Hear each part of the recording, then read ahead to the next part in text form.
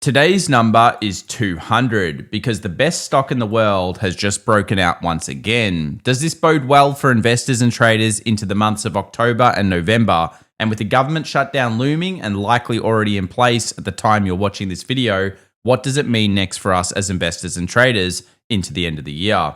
Well, one thing's for sure, the market is currently in an upward trend, but there are some signs starting to show a little bit of weakness. What are they and how do they matter to us? Well, a lot of it has to do with how well the precious metals market is doing right now. Join us, guys, as insiders start to make big moves and thrusts appear out of nowhere. Stocks, commodities, and cryptos, we've got a lot to discuss today. Let's get into it right now together.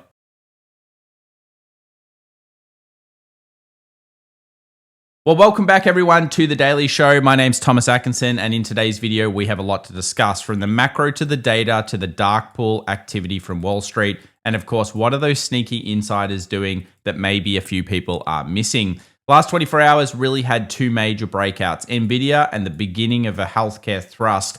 But what does it mean for us as traders and investors? Well, let's go and have a look at some interesting signs in the economy, talk about the shutdown, and then of course go through the data that you guys need to know and the key charts. But first up, help with mortgage. Yes, we have seen a disturbing trend appear back in 2025, which really is two-pronged. One of it is youth unemployment, which in countries such as Canada is already over 15%. And you may say, what's the big deal? Well, that's worse than actually what we saw during the global financial crisis, the worst point in that. So you can clearly see that while the TSX in Canada is going up, while the S&P 500 in America is going up, and indeed many markets around the world are absolutely skyrocketing, there are problems underneath the hood. And this search is pretty bad when you think about it. Help with mortgage. Interest over time, yep, you can see it here accelerating as interest rates have remained stubbornly high due to inflation concerns. And although they are dropping now, you can clearly see here people are starting to struggle.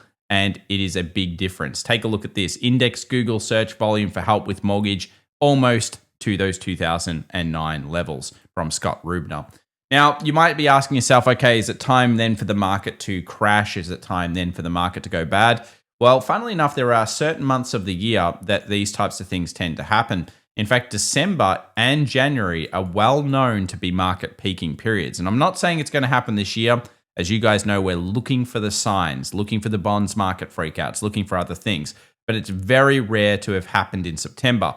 And now that we enter into October and November, we have some stats in today's video that I think you guys will find very surprising and very interesting indeed.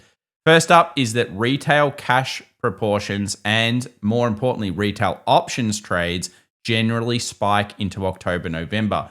So if Wall Street is going to take money this year from retail traders, October and November may be just the best time for them to do so. Why? Well, it tends to be where the most amount of trades start to come in. And that means, of course, that magical word of leverage. As people go euphoric, sometimes there are concerns.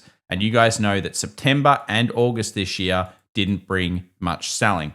And as we've talked about for ages, it's usually 3 months of the year you look for it. And that is August, September, and October. Now, data during September pointed towards October being really the more volatile month of this particular year. Now, why is that? Well, October is actually the most volatile month based on VIX. And this means, of course, the volatility index tends to spike more around this time. And it's important to note that even if this happens, what does it actually mean for us? Are we going to see, a 10% pullback? Are we going to see a 20%, the beginning of the bear market? Well, for bears out there, it doesn't look likely yet. Yeah, guys? The data stats that we've shown, whether it's from Wayne Whaley, whether it's this one here from Blue Kurtic, whether it's ones from any of the other Carson Research, any of those places, what we've seen is the strength of everything from June, July, August, September, all of those months together actually usually brings a positive Q4. And I think this is very important to note. It is a pretty big stat. In fact, this is the 13th best Q3 we've ever had since 1950. And get this, Q4 was positive 100% of the time. So this is a very strong stat, just like the other stats that we've shown, that even if we get pullbacks in October, which a lot of people want, that they will be purchased up. It also suggests that the pullback will be shallower if it does occur. And that means it's what we call the garden variety style pullback. which is between 5 and 8%. So that's at least the stats that we see right now. Now, another disturbing trend in some ways has been along our favorite trades of the last 2 years. Now, you guys would know if you've been watching this channel for a long time, since the 1700s, 1800s, guys, that area down there, we've been, of course, incredibly bullish gold. And that is a macro side function. And you actually see why it still probably actually hasn't hit its highs yet. But that doesn't mean it isn't open to volatility. Take a look here from Subu Trade. I posted this over on our X account, links in the description down below. And boy, oh boy, are there some monster volatility points potentially coming up. Have a look at this. So this is gold call volume to put volume, and it is astronomical. And the last time we saw it like this, we got this huge run up and then we went sideways. It suggests that this is now becoming the most crowded trade. And that's a little sad for me as a massive gold bull and silver bull, and of course, platinum, palladium, all those types of things, because of course, it means that means everyone's waking up to it. And guess what I just saw over the last 24 hours? And I'm sure you've seen it as well. You know what's trending? The word precious metals. I cannot remember the last time I've seen trending precious metals or any of those types of things on X or any other platform. So this could mean that at least for now, we're starting to get up there. It really means you have to be cautious if getting into new positions and have your risk management, of course, in place. And as we've talked for a while, 4,000, 4,200 could be at least a topping point for gold. Now, that's for now. What about the long-term outlook? Well, here from i3 Invest, you guys can see some interesting ideas. So basically, this is that if we think about it, we actually kind of look at the ETF holding per ounce. So that is, if you look at exchange traded funds of gold, how many ounces are they holding in terms of the current gold? And you'll notice that they are not holding what has historically been topping points.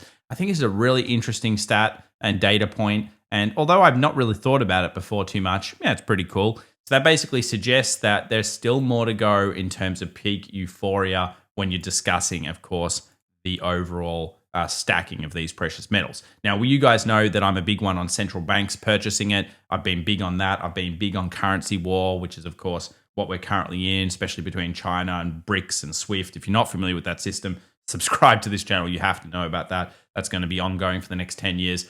And of course, this has led into the two main currencies of the world, the original currencies, going up big time. And you might think, well, silver, Tom, it's gone ballistic. And you would be correct. But do remember, when you put ballistic or any of these crazy words together, just remember what can happen and has happened to a bubble. Look at this disconnect. It's the thing that you cannot believe could ever happen. When that happens and it starts just pushing 10% in a week, which kind of almost did, but more and more and more and more and more, that's when you want to be really terrified. Nautilus Research put out an awesome chart here, which actually shows that with similar really bullish reads, in fact, 9 months later, it was still up, and it was up big time. So you've got to remember, whatever volatility comes here in precious metals, they currently look pretty good. Now, a lot of people told us, and you guys would remember this, that during our bullish periods since 2023 and 22 in gold, that people thought it was trash. And people thought that palladium was trash and platinum was trash and silver was the worst thing ever. Well, I just wanted to kind of put this chart out there. And again, I posted this over an X, Blue Kurdic chart. And what it shows us here is that gold has done 47. You think that's almost 48%. But take a look at silver. And silver's gain has mostly been just recently. But then there's even better. Platinum, 80.9%. These are style gains that you were only seeing pretty much in hypergrowth stocks. So pretty impressive stuff from, of course, the precious metals market. And it does tend to mean that people are probably going to be moving more and more into these as people lose faith in fiat currencies. And also, you've got to remember that they lost 10 years. So they didn't do anything for ages. So they've got still more in the tank from that aspect. I know a lot of you guys think they're super overbought. I personally think that gold can go on some epic runs, and it still hasn't tended to do what I would expect, which is a massive, massive run at the end. And when that happens, I'll be the first saying, oh, wow, this looks terrifying. But for now, I think there's volatility coming, guys. You got to be careful. Could be 10, 15% decline, then up. It's possible. However, I do think there's still bullishness there. So another couple of things that we're looking at into, of course, October. If you go and take something like a liquidity chart, now liquidity is very important and you have to look at it as an advanced read. So basically, if you take liquidity, then you always look at the market kind of reacting to that liquidity at, around an offset like this, around 3 months. It's similar to what we're doing with China work in terms of discussing points, and obviously why I've been bullish on China as well as liquidity basis from the central bank. But this is suggesting that if we're going to see a weakness, again, it lines to October where there could be, the liquidity is already projecting that there could be a decline in the markets. Now, this coupled with, of course, government shutdown, which I expect to go for weeks, this is going to be the story. You got to remember, if you go back to the other government shutdowns, the first one rattled the market, the second one and maybe the third one, those ones all lasted for ages. I think the one in 2019, if I remember rightly, was lasting for ages. But the thing about it is it didn't affect the market as much. So most of the time, the market's just going to assume it's going to be raised and everything will be tickety-boo. The one question is liquidity the true problem here as we go into this period? Another one is going to be, will we see other market sectors pick up? And you'll notice that in a moment. But I did want to remind everyone that this is a very bullish market. Technology, percentage of stocks with RSI below 30 is 0. So what that is telling you is everything is moving up in the tech side. And remember, if innovation, if semiconductors in particular, which you'll see in a moment, semiconductors are moving up, we cannot be bearish on the market. That's what's leading the charge here. And that's, of course, been the most interesting component of what just happened with Nvidia over the last 24 hours, which is a $185 plus close, suggesting, unless it's a trap, that that stock may be ready to make its next move to 200, or even if it goes back to multiples, potentially 250, 260. Now, of course, Fundstrat and Tom Lee, as you can see here, pretty bullish on Nvidia. They've made it pretty clear. To me, it's just all about price action and flow. And we are starting to see that price action flow picking up. And of course, that is coming through that particular stock, which has been sitting now for a couple of months. There are some worrying signs. The banks in particular, cluster on cluster on cluster. I would think that maybe the banks are starting to find kind of their topping points here. The third largest trade, the seventh largest trade, so many trades. But as you guys know, markets can go up longer than many people can remain solvent. So I don't know if I'd go against the banks yet, but what you will notice is a low and a high here on JP Morgan, what we call a pit. Pull back in time, current trend is up, so you've got to be more bullish than bearish, but still a lot of trades coming through the banks there, and quite a few trades coming through uranium as well. We saw quadruple U here, and it had some massive dark pools, sold off, and just recently found the largest trade ever recorded on it last 24 hours. So this again, if this bounces up, could show that there's further strength in this particular market. You guys know I'm a big fan of uranium, have been for a while. So that stock has been pretty nice.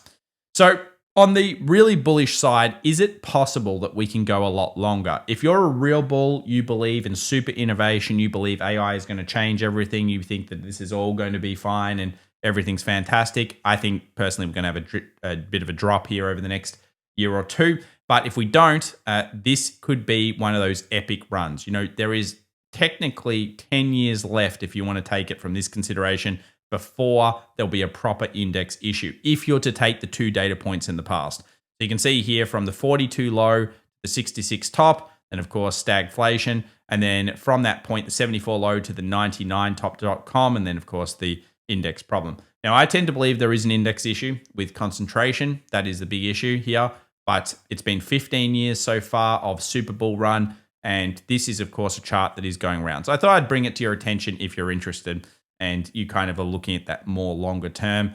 If that's to hold true, it could be more. I don't think it will, but again, at the moment, you just have to go with the flow and you have to keep reassessing. And that's what we do. We reassess based on structure, based on the way the market is reacting. And remember, guys, the most important thing here, how does the market react over the next 3 to 6 months to the Fed rate cut? That structure is almost everything to the investing over the next 12 months in particular. S&P 500 from major breakout bottoms to the next 8% correction. As you guys know, we are in kind of uncharted territories, only about 2 other ones that are similar. So we're starting to push up there.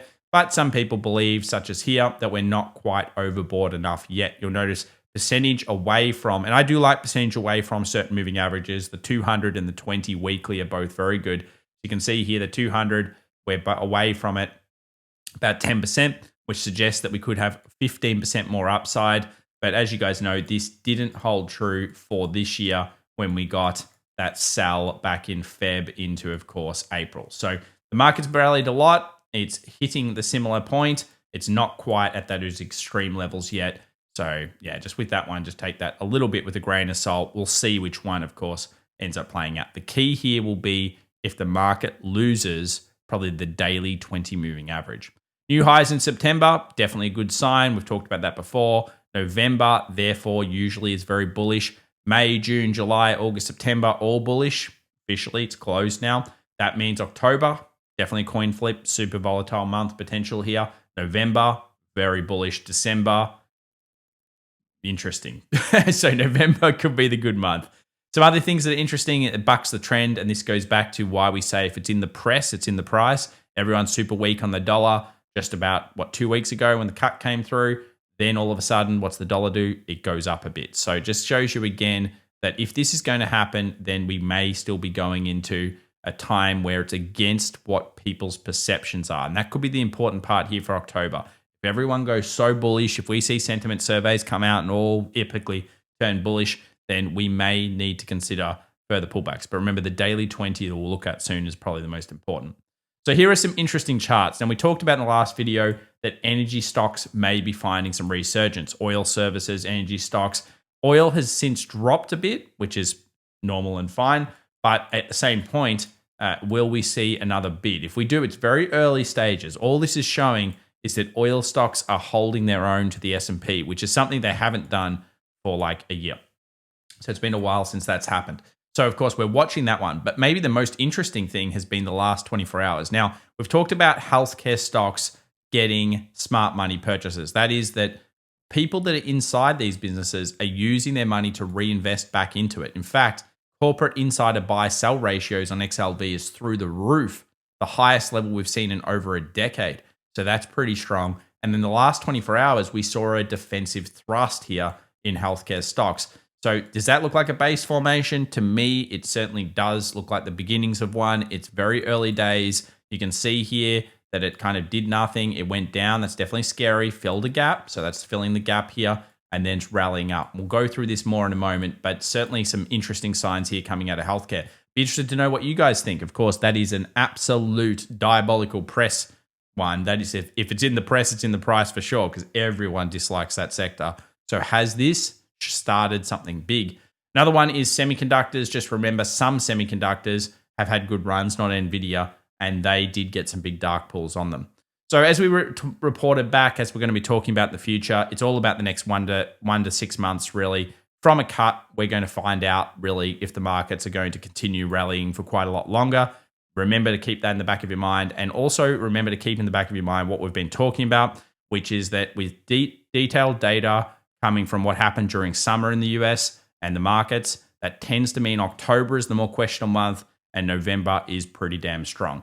So will this market be up by the end of the year? The data stats do point that way, and you've got to keep that in the back of your mind, even if you're looking at potentially some weakness. I think it's going to be purchased up here, even with the government shutdown and all of the news and chaos that may come out over the next week. You've got to remain very vigilant. Why are we selling? That's the important reason. What is it that's making us sell? If it can be fixed like this, then it's probably a buy opportunity. If it's a really big problem, then it's probably something we need to look at. So with the S&P 500, what do we need to be watching? We are starting to see even further exhaustion, but at the same time, trend is still up. Daily 20 moving average is holding. No changes there. Here are the options high and lows. You can see it's selling a little bit into what is going to be likely a government shutdown. I doubt it's not going to be one, but who knows? And the big thing here is people are trying to speculate on what that means for the market. I would say less speculation, more flow. If the market goes and breaks under certain levels, that opens up further selling to go through. If the market breaks highs and everyone's screaming at the top of their lungs, this isn't possible, the market's crazy, it'll probably squeeze us out further. And do remember, Nvidia has already shown some signs of that. So we've got to keep that in the back of our mind.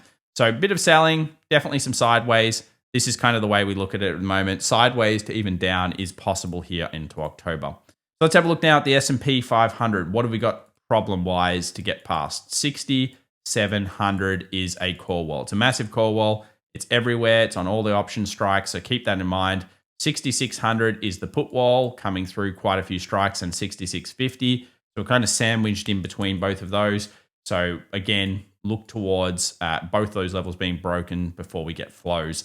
For Tesla, I'll give you guys a clap. 450 was achieved. 450 was, of course, sold off from. We know that is a core wall. We get through that. You can see here it's starting to open up. Higher levels, 500 guys could come in. And it doesn't matter what you think about Tesla or whether you think it's worth it or not. That stock, like many others in the markets, it's not about your opinion. It's about the options flow and the movement of momentum. So people are just chasing each other to make more money nowadays. It doesn't matter. The fundamentals haven't mattered for quite a while, I would say arguably, in certain stocks. It's just about, whether the sentiment is strong enough. Remember, sentiment has a huge flow-on effect to multiple. So if you have really strong sentiment, you can get some pretty high multiples.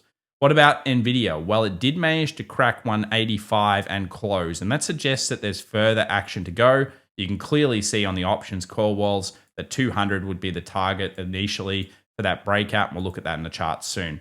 For gold, very strong, very strong. 362 is the massive call wall coming up, 360, 362. So what does that think? Well, it kind of makes us suggest that we could be getting to 4K before we see extreme volatility. That would be beyond even what I thought so quickly. It's amazing returns. I've been bullish gold, but wow, this silver move has been even more ballistic than I thought it would be as well. IBIT, on the other hand, pretty strong stuff for Bitcoin last kind of 48 hours. It broke through 114K. $70, of course, is the target on the calls. And this one, I think, looks better on the charts. I think that Bitcoin kind of started to turn to the upside over the last couple of sessions. We'll go through that soon. So let's quickly discuss here what we're starting to see. XLV, bit of an improvement, nice thrust, no breakout yet of 140.50. Certainly improvement here, though, against the press, against the general sentiment out there. Could it be that one of the worst sectors of the year is finally coming through?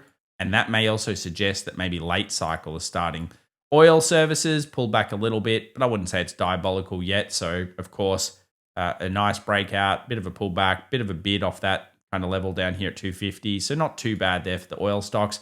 And you can see here XLE versus SPY has dropped. So it's still holding itself to the July to now period to the S&P. But of course, we've got to be very careful about what happens. This is a geopolitical trade, and there are many, many points that are coming through. I'll be watching that closely with you guys over the next couple of weeks. So we'll see how it goes.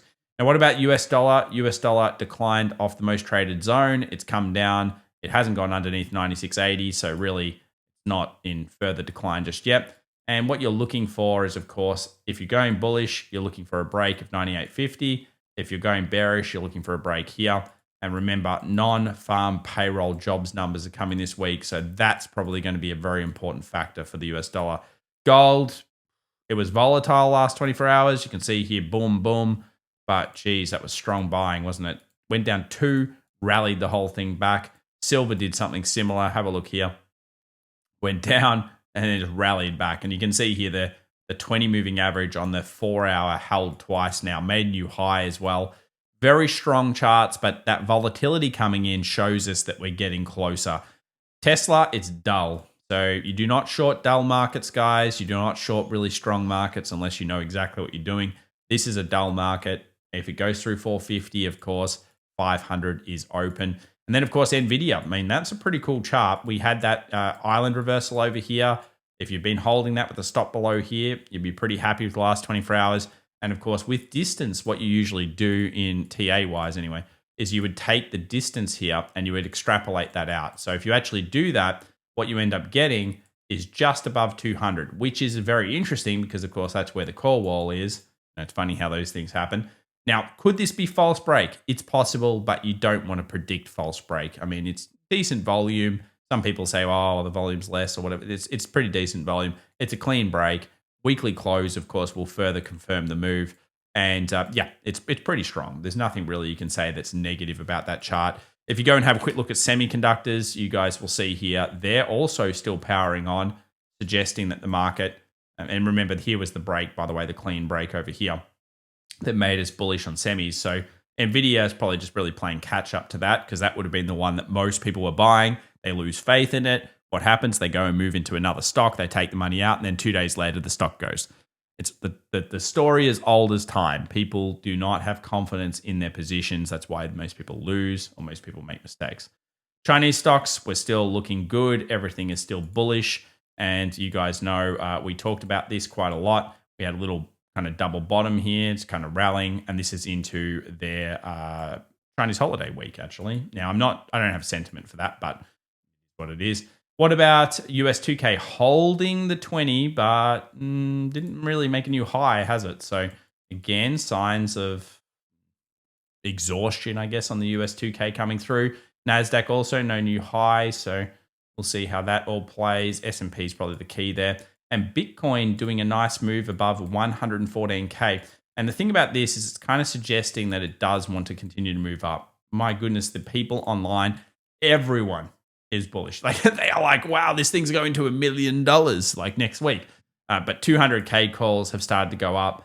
And clearly it's been doing nothing for a while. So Uptober is what they call it. October is technically the best month, I think, of the year for Bitcoin. We'll do a study on that soon so you guys can see it. But yeah, it's looking all right.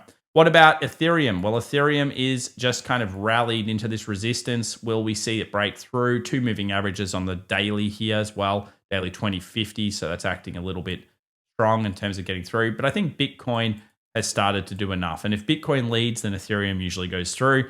And the thing here as well is that was a stop loss area and it's quickly reversed that. So again, I think the crypto space, things are looking better. Do you guys agree? Let us know in the comments down below as well. So for this week, guys, it's all about the non-farm payrolls and the Friday. Also, good news, because, of course, daylight savings time shifts are coming for Australia and for everywhere else in the world. Over the next couple of weeks, these videos will go even earlier, especially for the international audience. So hopefully that is good for you guys. I try to, put enough work in to get good information to you, but it does take time. So I don't always get it out as early as some people on the East Coast like. So good news for you guys. It's going to be earlier, which is fantastic, I think, for everyone. And I really appreciate you guys watching so late. Some of you guys stay up and it's much appreciated for sure. Now, in terms of what else is going on, government shutdowns are scary. The news media will make it scary. Follow the flows, guys. We do know that the data stats point towards a pretty decent end of the year. In November in particular, we do have earnings coming up very soon. I know it just seems like they just finished. We've got Nvidia breaking out, which is kind of strong. And I guess the thing is here, you've just got to be realizing that there's so much abundance. There are so many opportunities. In our private community, which you can join if you're interested, through our website, we've been talking about, platinum and palladium. They only just started firing, not long ago. And then, of course, you've got so many other different single stocks. I think it is a bit of a single stock picking market more than an index market at the moment, has been for pretty much all year. And that's, I think, where the opportunities really lie. I hope you have a fantastic day. Thank you so much for watching, and I'll see you tomorrow with another video. Appreciate you guys. Bye for now.